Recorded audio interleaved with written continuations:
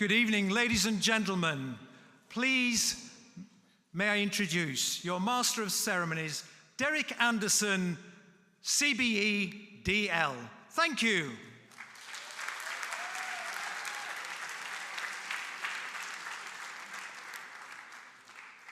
Your Worshipful, the Lord Mayor of Birmingham, Mr. President of IBSA, distinguished guests, most importantly, athletes present, and all those who have supported the Games, I bring greetings and salutations from Birmingham, from the Midlands, and from the UK.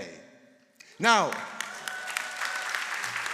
this is a short ceremony, and in some ways, I suppose, a closing ceremony could be perceived to be a sad occasion.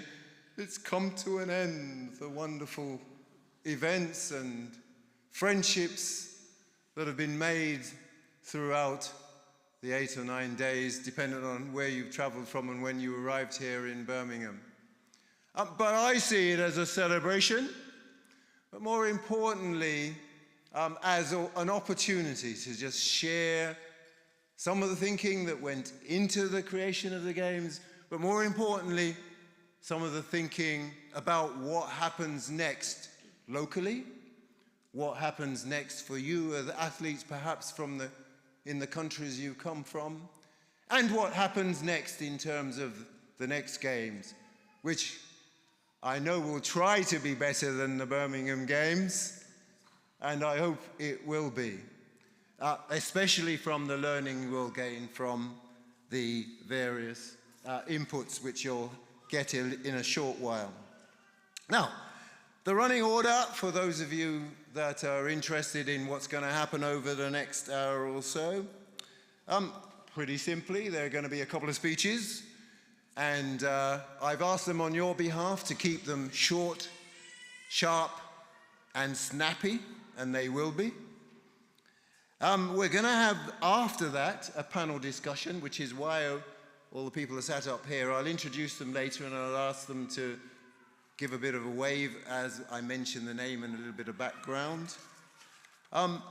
We'll go on to then move to the more sort of formal stuff that you'd expect at a closing ceremony. That's the flag handover, the formal closing of the Games, and then a wrap-up.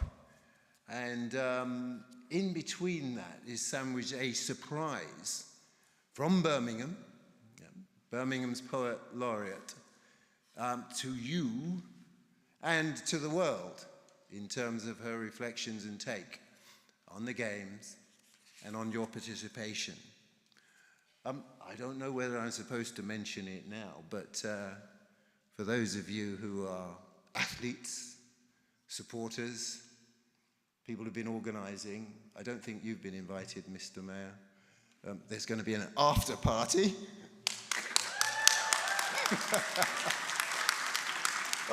I suppose if you really want to, we couldn't stop you from joining us. There's going to be another event thereafter. So, on with the business then, if we may. I want to introduce those people that are sat up here waiting patiently.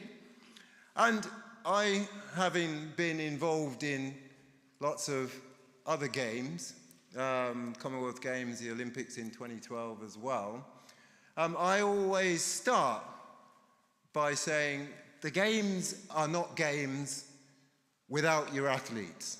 So your athletes are at the top, as it were, of the pile, but you can't get the sport going unless you've got people that support the athletes.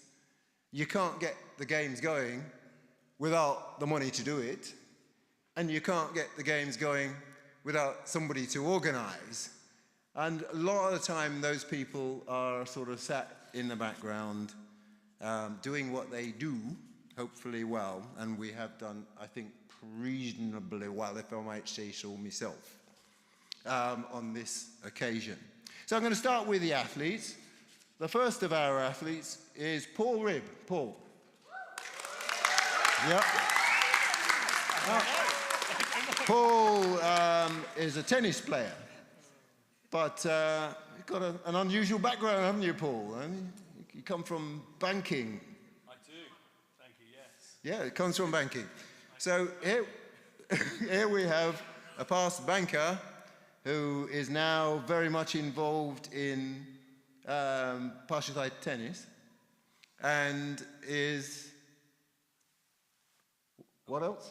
Would you like me to give you a bit of flavour? Well, just a bit of a flavour. So I am involved in the whole living and succeeding with sight loss journey. So everyone here who's been on their personal journey, we all have our own stories to tell. To the mic. Oh. It's all about living and succeeding with sight loss. So we're all here with our own personal journeys and stories. And my story started at 37. I lost my central vision while I was working. I would like to think I've been more successful after with sight loss than I was before. Great. That's my view. Okay, Paul. That's Paul Ribb. Monica Smith. Sorry? No, you're not Monica Smith. Monica Smith, come on, give me a cameo of yourself. Talk like that. Yeah, there you go. Hello. Yeah. Yeah. Do you want to know my personal story? Yeah. Yeah. Oh, gosh.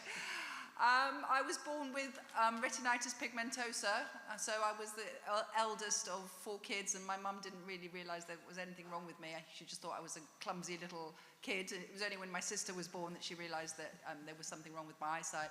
I was taken to Moorfields, and then I was diagnosed with retinitis pigmentosa. I was always the kid in the class that couldn't, never got chosen for any sport. Who wants a blind person on the hockey team or on the netball team?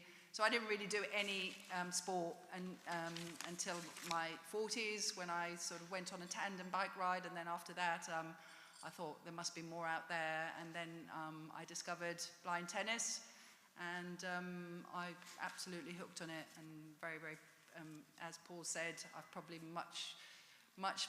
done much more with my life since I accepted my sight loss and actually went out into the world and accepted it and just said, yes, let's try, and tennis is the one that's brought me out of my shell and given me a whole load of new friends and a whole camaraderie, and obviously taking part in something like this is incredible.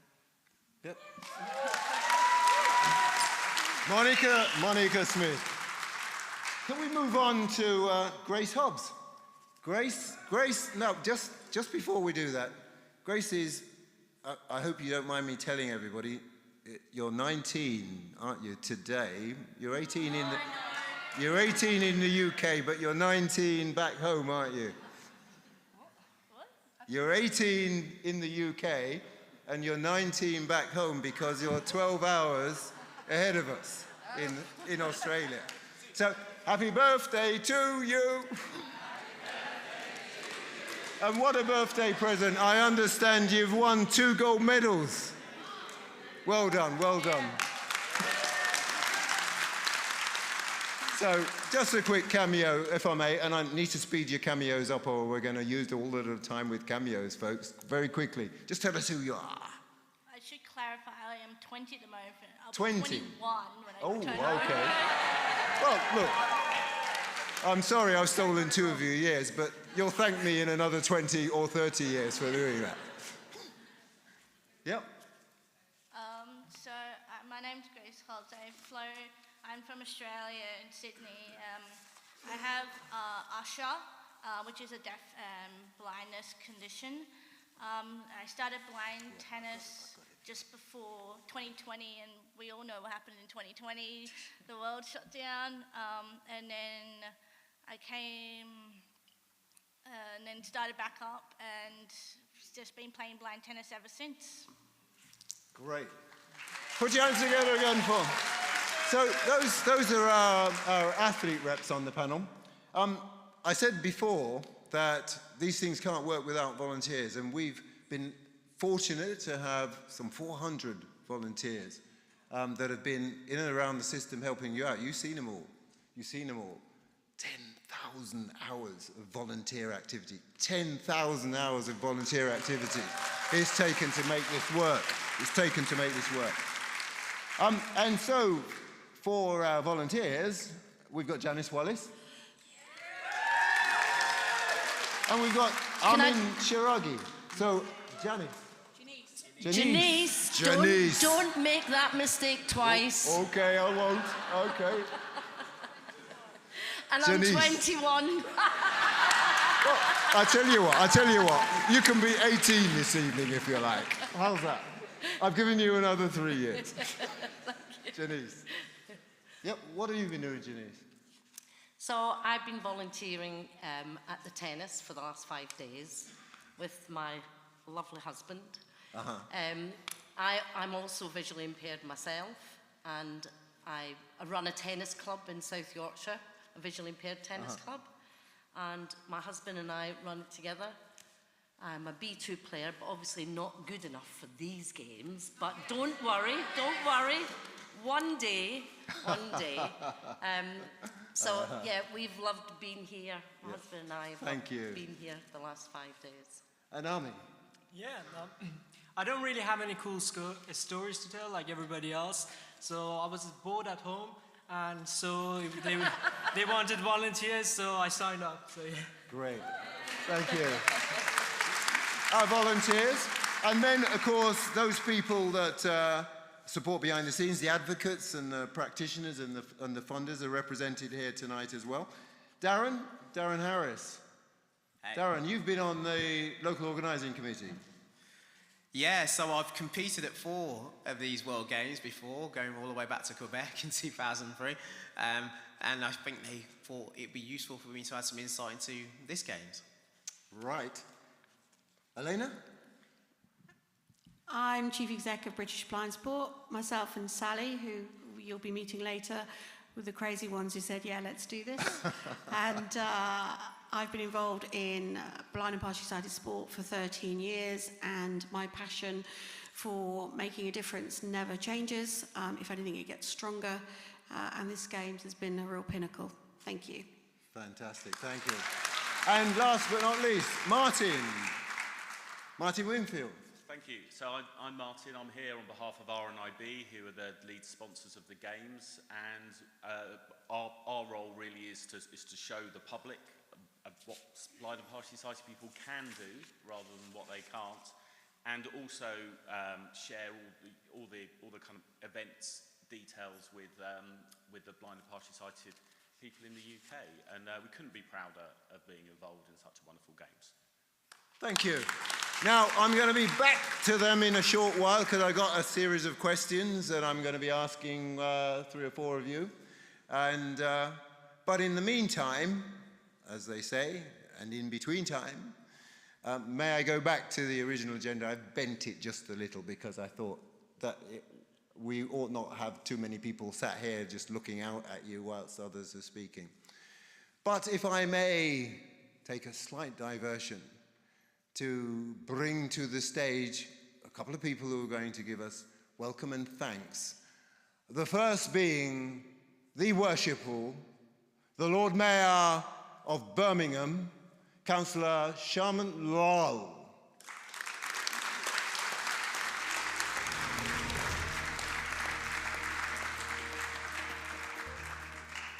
Thank you, Derek. Mr. President of IBSA, Ilgar Rahman, Chair of British Blind Sports, Sally Barker, distinguished guests, ladies and gentlemen, good evening and welcome to the closing ceremony of the IBSA World Games in Birmingham. I very much hope that you agree with me that it has been an exciting 10 days of competition held for the first time in the UK here in our great city. I'd like to congratulate the local organizing committee who have worked tirelessly to make these games hugely successful. The dedication and commitment of all the competitors has been outstanding, and we thank you all for taking part and inspiring the others. You should all be immensely proud of your achievements. I would like to extend special congratulations to all the athletes who have achieved medals.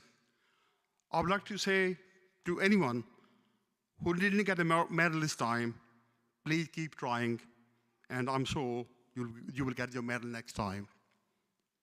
I do hope you have enjoyed your time here in Birmingham, and you have been able to visit some of the attractions in our great city. We look forward to see you all back here again in Birmingham sometime in the future. I would like to thank all the sponsors and the stakeholders of supporting these games and making them happen.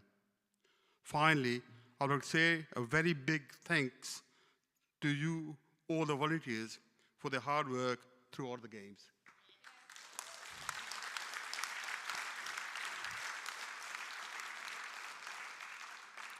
On behalf of the people of Birmingham, I wish you all the best of luck and every success in the future. Thank you.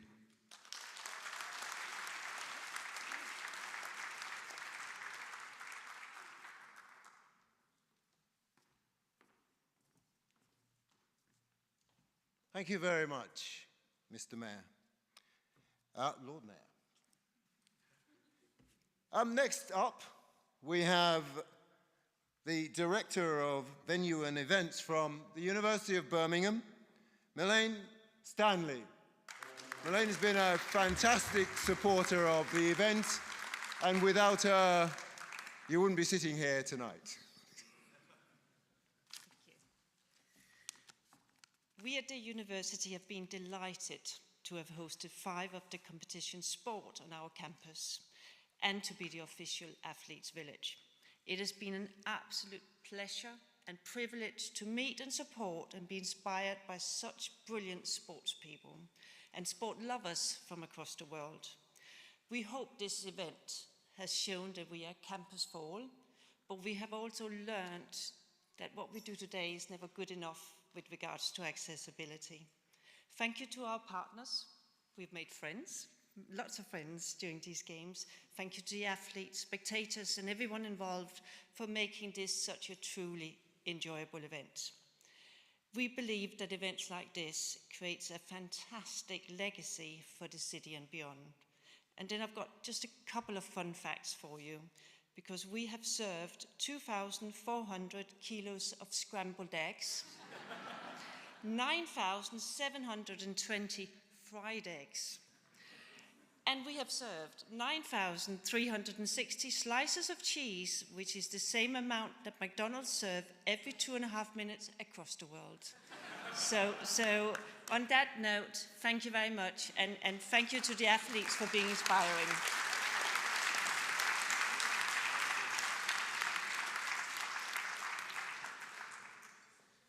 Right.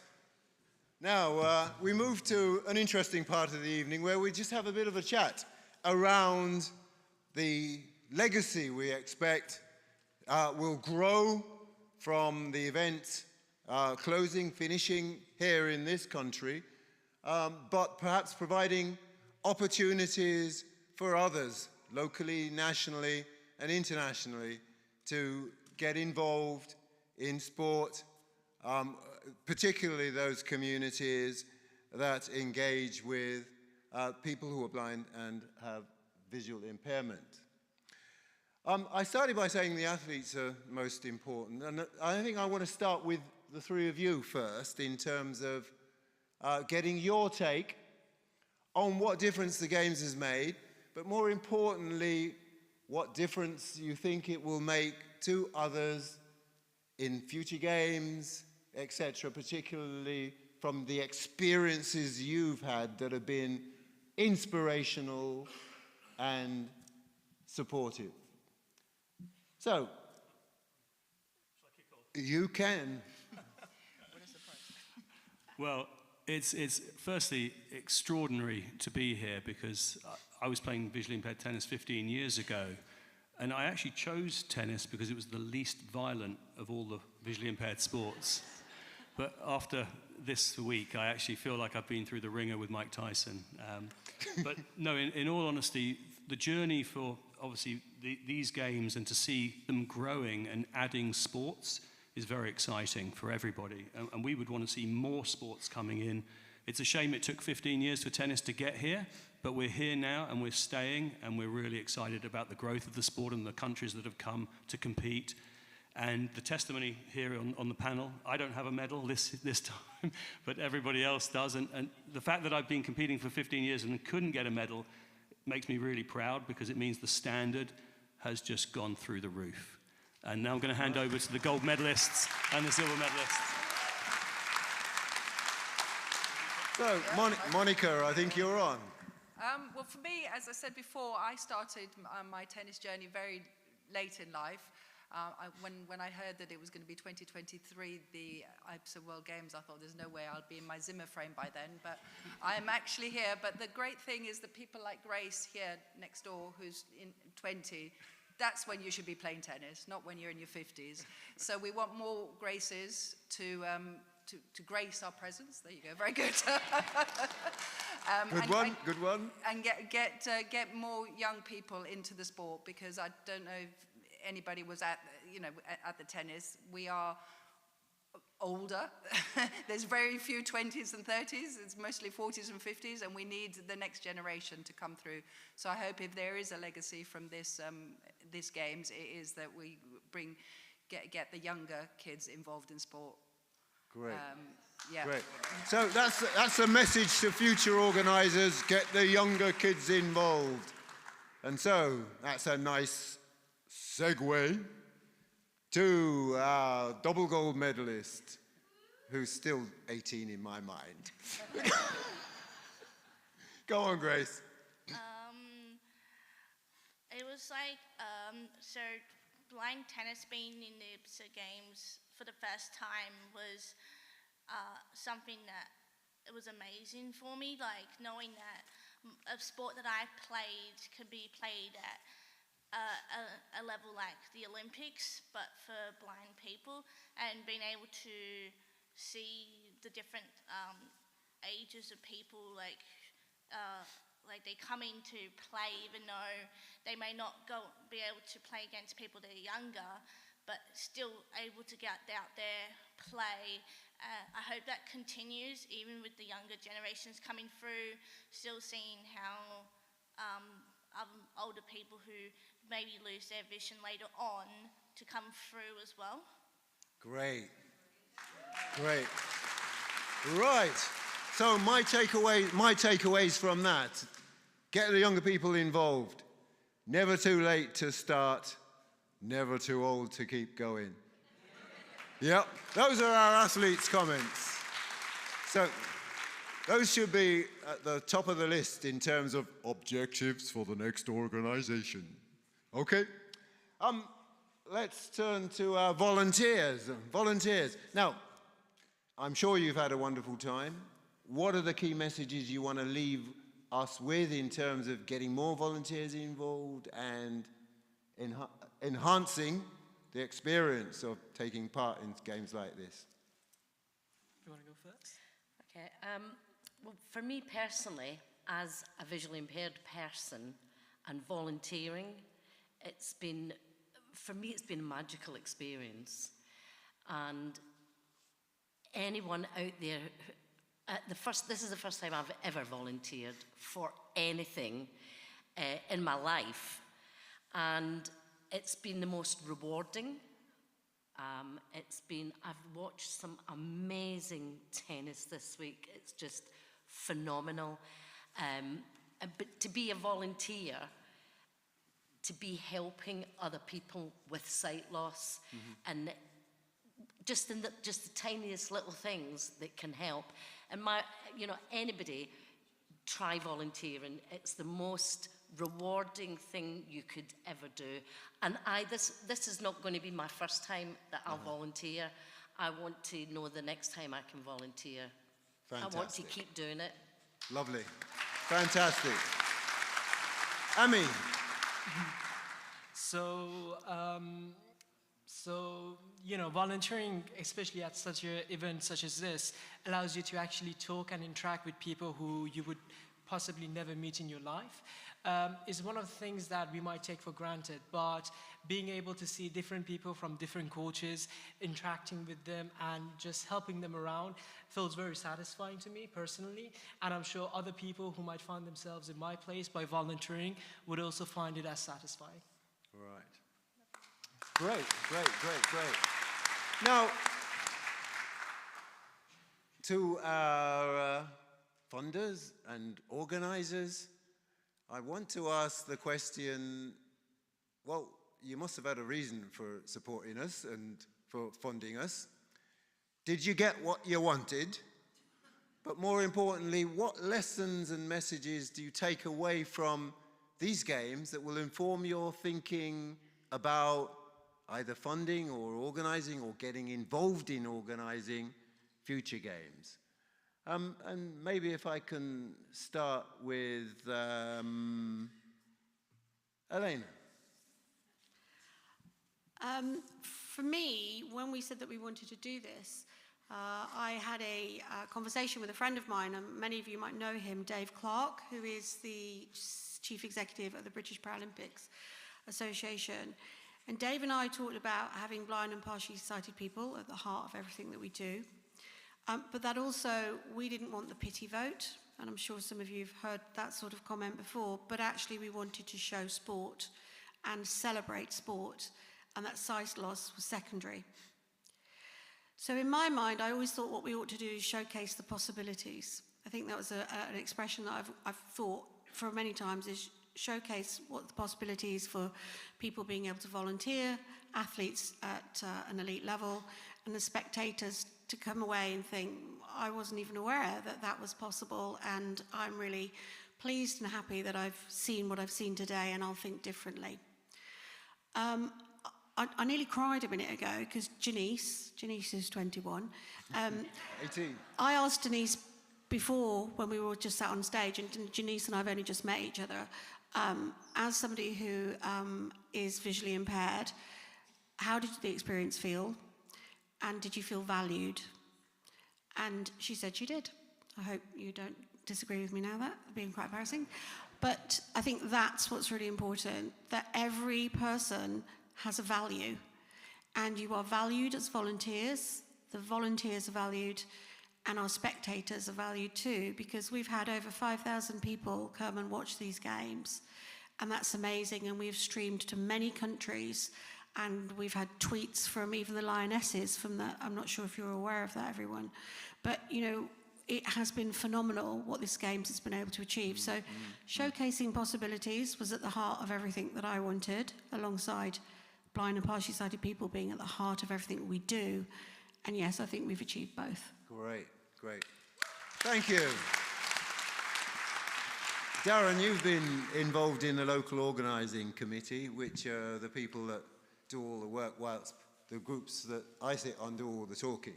But that's just the way of the world. Somebody's got to do the talking. You've got to do the work. Darren, how did you find the LOC, and what are the messages and lessons you think we should be learning in terms of organising for the future?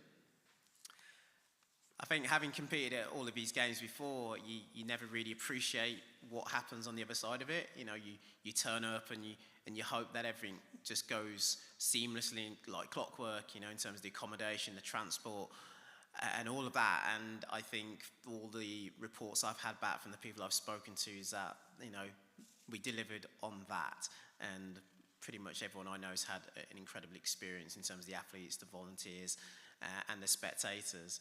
I mean, in terms of the legacy, I think it's threefold really. So I was able to invite my friends and family to various events throughout the games, and that was their opportunity to see blind sport for the very first time in terms of a lot of those people. So, and those people are going to be our future sponsors and funders, aren't they, at the end of the day?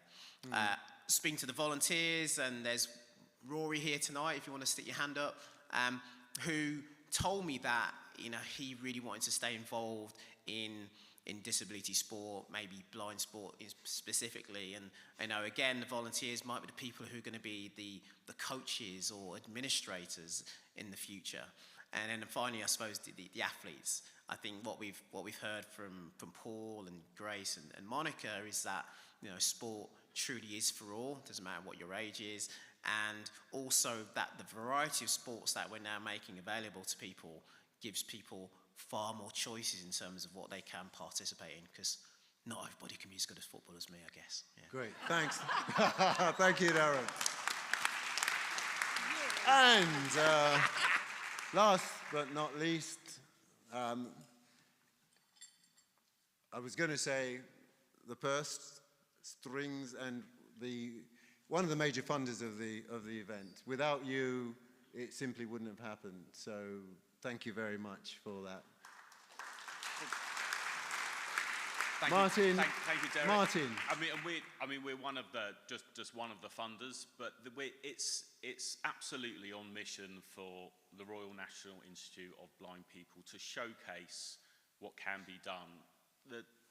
I'm sure it's the same across the world, but certainly in the UK, the general public just doesn't understand what blind and partially sighted people, who they are and what they can do, and that they go to school, college, they work, they have sports as part of their hobby, they do everything that everyone does. So a big part of our mission at RNIB, and the reason for us being the lead sponsor of the Games, is to share the stories to the public, but also to big businesses, to the government, to councils, to education establishments like the fantastic University of Birmingham that are hosting this event.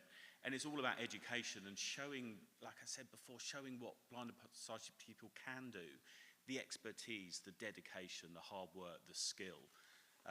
So that the education aspect is massive for us. But also there's 2 million people with sight loss in the UK, and inspiring a lot of them, young and old, to take up sport in any form is again something that RNIB, we partnered with British Blind Sport, and we'll continue to do so, just to inspire and get even more participation, and what better event than this to showcase how amazing that can be. Thank you very much, Martin. Your Worship the Mayor, distinguished guests, athletes, colleagues, friends and not foes, friends and more friends. Can I ask you to commend our panel for their excellent input by doing it in the usual way? Now, just a reminder that this evening's event is being live streamed, and therefore you should be on your best behavior. There are two other most important legacy initiatives that I've invented that ought to take place. I think there ought to be a book produced of all the misdemeanors of the athletes in the athletes' village over the last few days. I think that would be a bestseller. And there ought to be also a director's cut of all the films and photographs that have been produced over the last 8 days or so. And I'd call the documentary, Who Ate All the Eggs Then? Given that we've eaten 8,000 eggs or whatever it is up on the campus over the time which people were on site.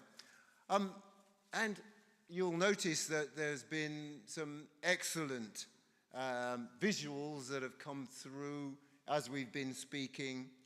And throughout the proceedings, we've had the help of Richard Hall, who has been responsible for producing our photo reel of all the various events, etc., etc. And I'd like you, in the time-honored way, to say a big thank you to Richard for his effort and his involvement.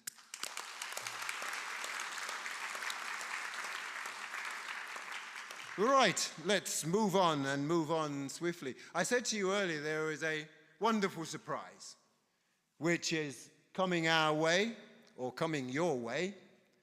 I'd like to welcome on stage Birmingham's own Poet Laureate, Jasmini Dordozi.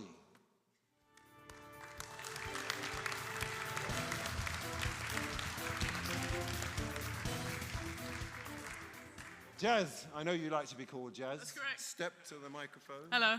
Yep. I'll get out of your way in a minute, but I just wanted to try and get a feel for what it was that gave you inspiration for producing this special gift that you're going to share with us in a short while. Oh my gosh. As you wandered around the games over the last few days. I had so much inspiration, Derek. I had too much inspiration. And now, after hearing the interviews and some of the stories from the people on stage, I want to write another poem. The challenge was honing it down into one poem to share with you tonight, to be honest. The beautiful things that I got to witness are the things that maybe the athletes don't necessarily have a chance to appreciate because they're so focused on the games, or the organizers because they're so focused on things being smooth, going smoothly, or the coaches because, or the volunteers because they're just wanting the athletes to be able to do the very best that they can. But there's me. What's my job? Not much, but that means that I get to witness so much about what might have gone missed otherwise. The little tiny bits of glue that keep the games together. The things that mark the journey from every single country that you've come from here to the UK, or even just to get from the residences to the pitch. Because that's a journey, isn't it? And those small things, each one of those requires teamwork, requires organization, requires trust. And I've seen all of this, even to get from the sidelines of the cricket pitch over to the wicket to get into batting position. That in itself takes trust, takes teamwork, takes coordination. And you can tell that this would have been a long poem if I didn't have the discipline. Yes, basically I've been able to witness all the many things that might have gone unnoticed, but that make the games be able to play. So, over to you, the special gift to our audience, and because we're being live streamed to the world. Thank you. Yes, so my name is Jasmine Gardosi, and as Derek has said, I am Birmingham's Poet Laureate. It's been my absolute privilege to watch the games this week. I have spoken to a few of you. I see you in the audience, and I've witnessed many more of you. So what I've written here is a letter of appreciation to all the athletes, to the spectators, to all the athletes from the spectators, from Birmingham. And I just want to thank the organizers, the volunteers. I want to thank Yuri. I want to thank Emma for making someone like myself who is new to the games be here, drink it in, and I've been telling all my friends about this. In my opinion, this is way more interesting to watch than the sport that I've watched in the past. So one thing that really struck me is the contrast. During play, there's silence, and then out of play, there's a lot of noise, as it's needed, isn't it? And so for this poem, I'd like you to do something for me. I'm going to need your help at one point. And what I'm going to ask you to do, I'm going to say one line. Those who can see me, I will be doing this with my hands. Those who do not, you'll hear me say, and then that's when we roar. And at that bit, I'd like you all to cheer, to roar, to applause, the same way you would on the football pitch, right? During half time when everyone just chants and just stamps and everything. Can we just practice that for a second? And I will be talking whilst you're saying that. I'll be continuing the poem over your cheers and your roars, but that's okay, because when it's time to shush, I'll say shh. Does that make sense? Yeah, shall we practice that for a second? So you'll hear, and then that's when we roar. And we keep talking.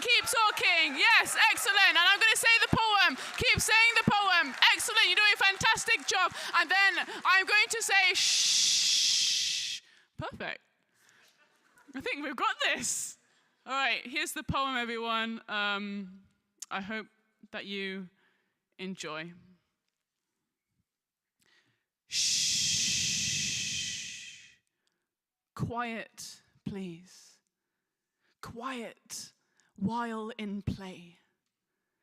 And all at once, the silence blows across the pitch. The hush echoes around the arena. And now, apart from the rustle of a guide dog's harness, it sounds like no one's here. You read the braille of the court with your trainer. You feel the sweaty grub of the eye mask on your face. You weigh the balance of the paddle in your glove. Ready? Yes. Play. And then it starts. You take the shoulder. That will take you to the mat. Take a breath and then take the bat. You take courage and you take the risk. You take the swing even if you miss. You take a run forward. You make the call, even if that means that you take a fall, because you'll just get up again. You'll take a stand. You take your life back into your hands. You can't see the goal, but you take the shot, because sight ain't the only sense that we've got. The second you strike, that takes faith, because you believe the ball will find its way. The sport that you do, it takes guts. These games make history because they take trust. Trust in your body and what it can do. Trust in your teammates who trust you back too. Even trust in your opponent who stands across from you, because you still both stand in the dark, and together you find a way through. I've seen you. I've seen an Aussie wicket keeper reach across continents to take the hand of the Indian B1 batter to guide him into position. I see you. I know of the partially sighted Moroccan who stepped into goal when she was needed. I see you. I have seen a judoka help up his foe from the ground when he was defeated. I see you. I have heard the rally of words two tennis players always say to make sure their opponent is prepared. Ready? Yes. Play. I didn't know that rivalry required so much care and communication.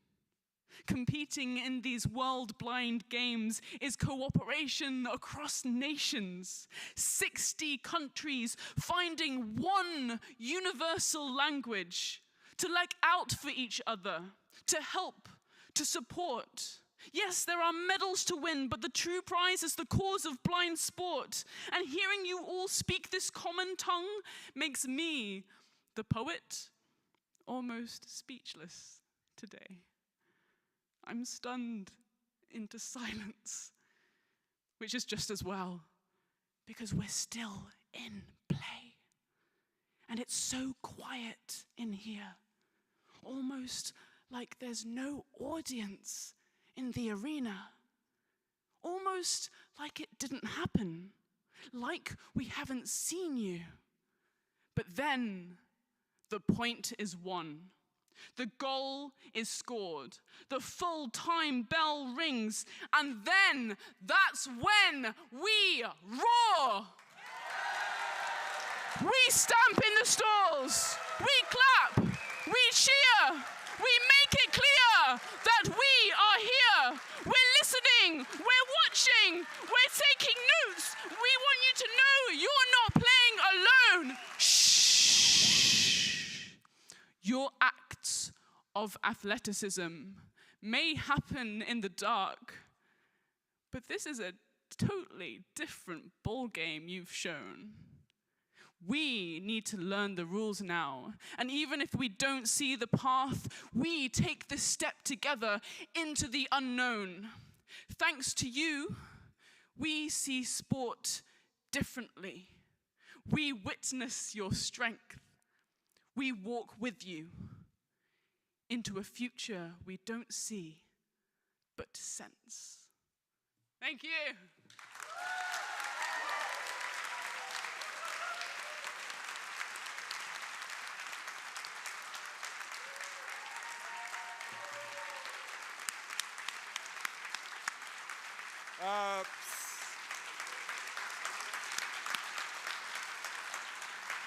Absolutely fantastic. That brought our legacy section, I thought, to a fantastic and emotional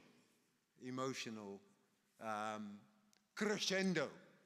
That's the word I'm looking for. Crescendo. I like that word. Crescendo. Thank you very much, Jazz. And talking about crescendos, we've got to the point in the ceremony now where we need to start thinking about the summing up and about the moving on and moving forward. So may I take this opportunity to thank IBSA, and in so doing, invite the president of IBSA, Ilgar Rahimov, to say a few words to you, please.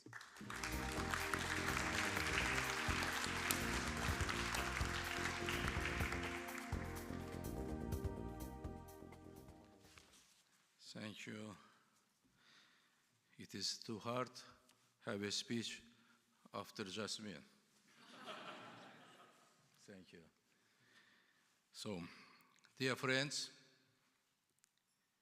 a week ago, I challenged you, our IBSA athletes, to incite and inspire the world. You must certainly did that. I saw excellence every day and on every field of play in all sports. To the people of Birmingham and the West Midlands, thank you for your enthusiasm and support these past days. In particular, the volunteers, the wonderful volunteers, without whom no event is possible.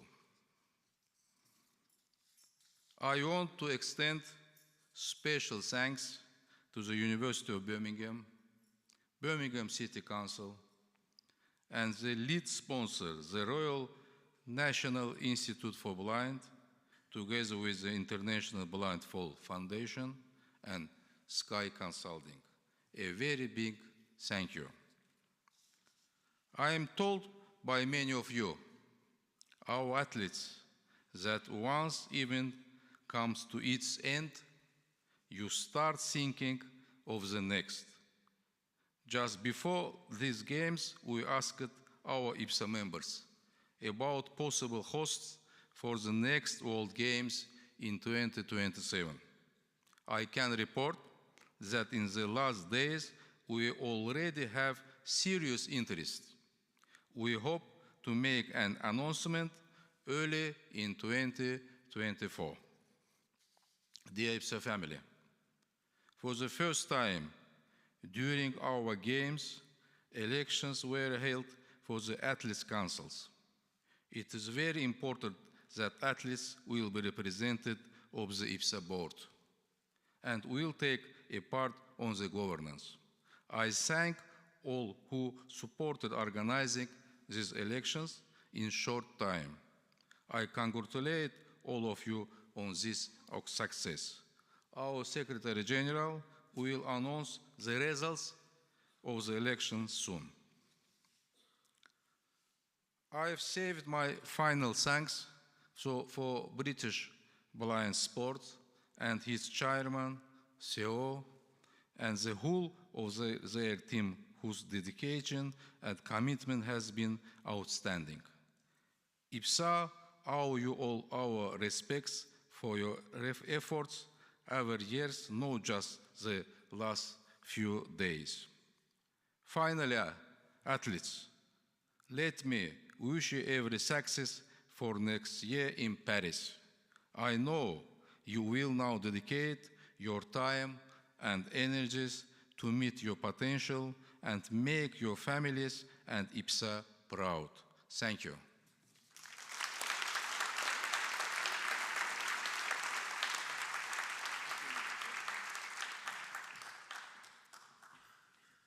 Again, Mr. President, you gave me an excellent segue to our next input. May I introduce to the stage the General Secretary of IBSA, Sally Lamont.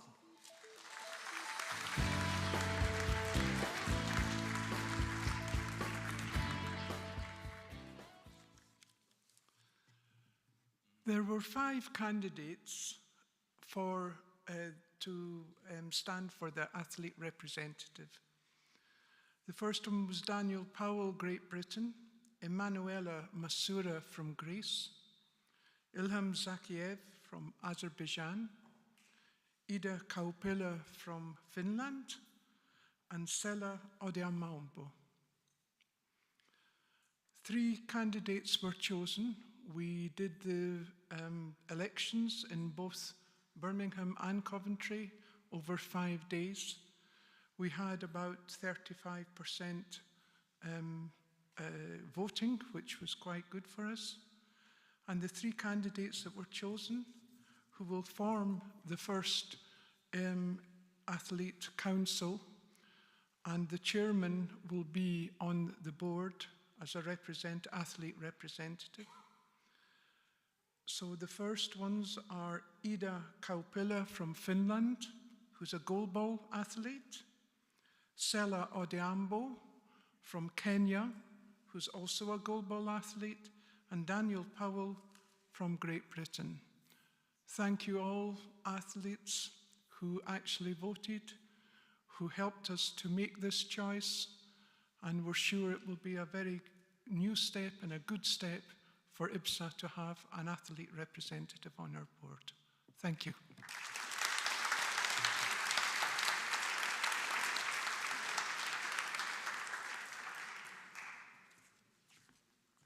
Wonderful, wonderful. Now, I'm sure you'll appreciate that every dynamic winning team needs a great leader or captain. And so I'd like to invite to the stage our dynamic leader and captain to give an overview as to how the thing's gone and where we're going. Sally Barker.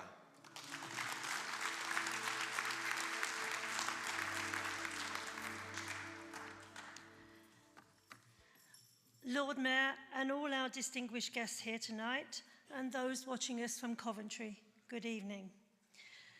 At the opening ceremony, I welcomed you all to the IBSA World Games and said I hope that the local organising committee would deliver a world-class and memorable games for you all. To deliver an event involving over 2,500 people, whether they are athletes, coaches, officials, volunteers or organisers, has not been without its challenge. But overall, I hope you all feel that you have participated in a great sporting event, Britain's largest ever games for blind and partially sighted people. I thought you might like to have some statistics, although some of them have been pinched from me earlier on. We have operated these games from 4 venues, here in the University of Birmingham, the CBS Arena, City of Coventry and University of Warwick for goalball, the University of Wolverhampton, Walsall for the partially sighted football, and Aston University for classification. Over 50,000 meals have been served. This includes the 2,600 kilos of scrambled eggs that Malena referred to earlier. However, what she didn't tell you was this is the equivalent of a medium-sized African elephant. And 4,504 bananas have been eaten so far. 95,000 hot drinks have been drunk, 17,847 rooms have been cleared, and the 25 vehicles a day that have served the event, they have taken people on around 18,000 journeys across all services. There have been 322 classifications, around 90 anti-doping tests, and sadly, there have been 27 x-rays in the hospital. But I will provide you with some more statistics during my speech. I'm now speaking to the athletes. You are what this event is all about. Representing your country is the ultimate dream of all sportsmen and women, and each of you here today, and those who have gone home already, have achieved that dream.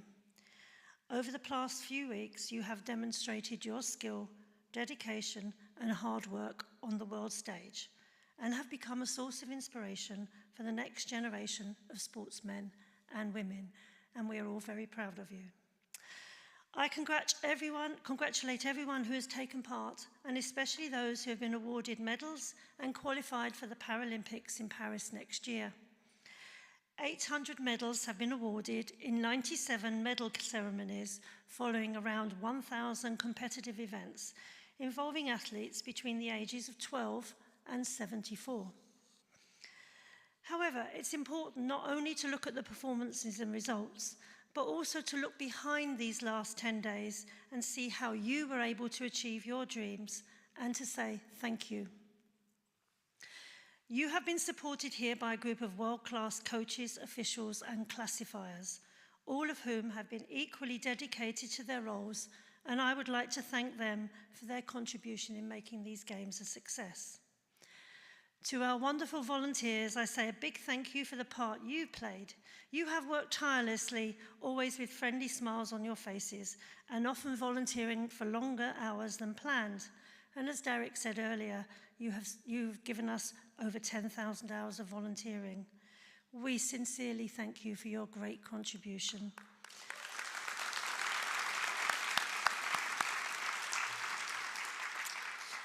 I would like to thank the spectators who came out to cheer on the athletes. Your support has meant the world to them and across all the sports. And Elena, you also pinched my line. We have had around 5,000 spectators watch the games. In terms of the media, 100 members of the media have been here from across the world. Hundreds of pieces of media coverage have been generated both here in the UK, on the BBC, Sky, and other TV and radio channels, and in major overseas outlets, including Australia's Mail Online and Pakistan's GEO News. Our social media feeds for the game has a following of 4,000 from a couple of hundred followers at start. But we have also had support from world leaders, with India's Prime Minister sharing our tweet about India women's cricket win to his 91 million followers. Can you imagine that? So between us, we have definitely raised the profile of elite sport for blind and partially sighted people. President Ilgar and the IBSA board, we remain grateful to you for the honour in awarding us these games. And we hope you go away feeling that your trust in us has been rewarded. And I'm so delighted to learn that there is much interest in hosting the next IBSA Games. To all our sponsors and key partners, particularly our lead sponsor, the RNIB, thank you for your support. Your investment into these games in Birmingham is a testament to your belief in the power of sport to change lives. Lastly, and perhaps most of all, I would like to thank all the people who have been involved from the partnership organisations, British Blind Sport, Birmingham City Council, the University of Birmingham, MLS Contracts Limited, and UK Sport. We have been together on a long journey which has included a pandemic and an economic crisis. However, your commitment and hard work over the past 4 years and during the event these past weeks has enabled us to achieve our dream of a world-class and memorable 2023 IBSA World Games. I said at the opening ceremony that these games are more than just a sporting event. They are a celebration of the power of sport to change lives, to unite people and break down barriers, and they are a chance for us to show the world what people with sight loss can achieve. I believe that together we have all achieved this during the past 10 days, and have shown the world how exciting blind and partially sighted sport can be. However, for British blind sport, our dream is of using the legacy of these games as a platform to increase the involvement of blind and partially sighted people in sport and physical activity is just beginning. Through committed investment from both UK Sport and the West Midlands Combined Authority, we will establish a national showdown league and develop 3 new goalball hubs in the West Midlands. We will also be able to expand our successful education programme for hundreds more coaches and teachers across the country, which in turn will ensure that sport will be more accessible and sustainable for all blind and partially sighted people in the UK. And there will be plenty more programmes delivered in the future as a direct result of these games, ensuring that we build on the legacy in the coming years. Once again, I sincerely thank you all for coming to the 2023 IBSA World Games, and I hope you are taking home great memories of your time here in Birmingham, Coventry, Aston and Walsall. Thank you very much.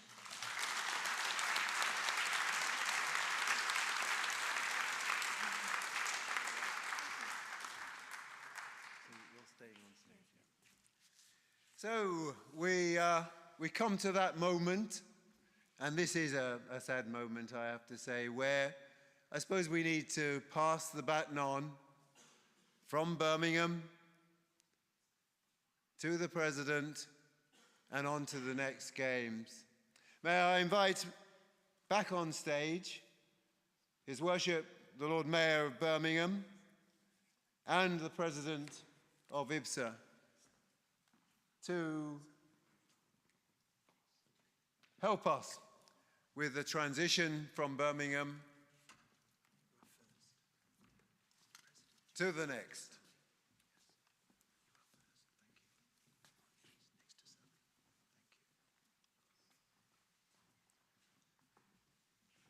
Let the handover begin.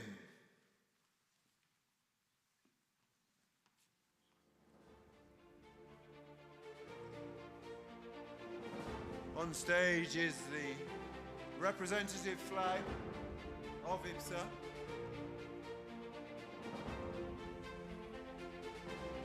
Which is now being folded in the time-honored way so that it can be handed over formally to the Lord Mayor of Birmingham in the first instance.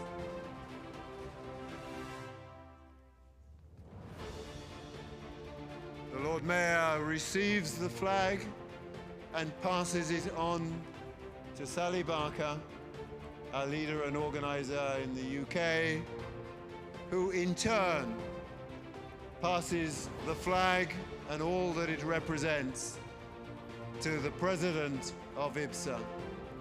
And with that, we formally effect the transition. Thank you. May I say thank you to the President and to the Lord Mayor and ask Sally if you could formally close the games. Before I do so, I'd like to thank Derek very much for his great being Master of Ceremony today. I didn't realise you had such a dramatic streak within you, Derek. So it is my great pleasure to wish you all a safe journey home and to formally declare the 2023 IBSA World Games closed. Thank you.